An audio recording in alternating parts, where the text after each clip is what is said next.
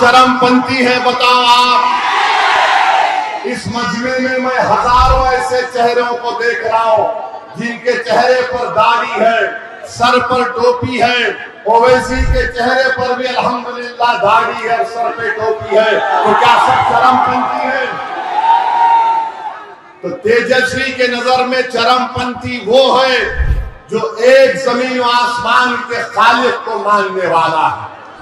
तेजस्वी के नजर में चरमपंथी वो है जो सजदा करके अपनी मस्जिदों को आबाद रखता है।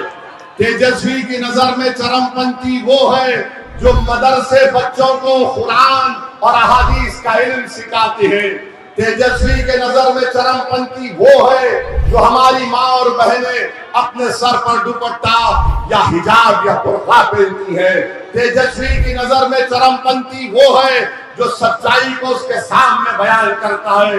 तेजस्वी के नजर में चरमपंथी कौन नहीं है? कौन नहीं है? वो है जो उसके बाप के सामने आकर सर झुकाए।